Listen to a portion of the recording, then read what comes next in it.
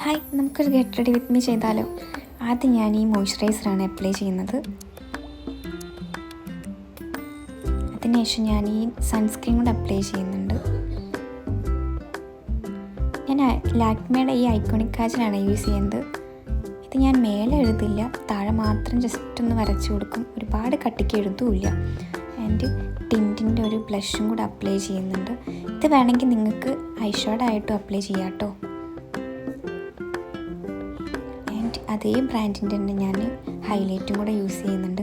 ഇത് ഞാൻ ഐഷാഡോ ആയിട്ട് അപ്ലൈ ചെയ്യാറുണ്ട്. ലൈറ്റായിട്ട് മേക്കപ്പ് ചെയ്യണവർക്ക് ഇതൊന്നും കൂടെ നന്നായിരിക്കും കേട്ടോ. ഈ നൈക്കയുടെ 2 ലിപ്സ്റ്റിക്കാണ്. ഇത് ഞാൻ മിക്സ് ചെയ്തിട്ടാണ് അപ്ലൈ ചെയ്യാറ്.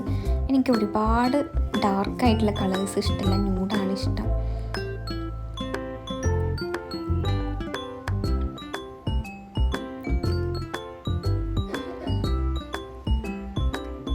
ഇത് 4 ഹവറിൻ്റെ മസ്കാരയാണ്. അത്യാവശ്യം നന്നായി ലോങ് ലാസ്റ്റ് ചെയ്യും.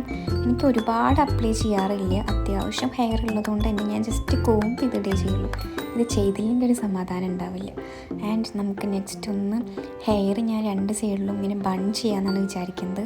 ഇതൊരു ക്യൂട്ട് ഡ്രസ്സ് ആയതുകൊണ്ട് തന്നെ നമുക്ക് ഏത് ഹെയർ സ്റ്റൈൽ വേണമെങ്കിലും പോകട്ടോ. എൻ്റെ ഇപ്പോൾ ഷോർട്ട് ഹെയർ ആയതുകൊണ്ട് ഞാൻ ഇങ്ങനെ ചെയ്യണമെന്ന് മാത്രം. നിങ്ങൾക്ക് വേണമെന്നുണ്ടെങ്കിൽ ഹെയർ ഫ്രീ ആയിട്ടിടാം, അല്ലാന്നുണ്ടെങ്കിൽ പോണി ടൈലായിട്ട് കിട്ടിയാലും മാച്ച് ആവും കേട്ടോ.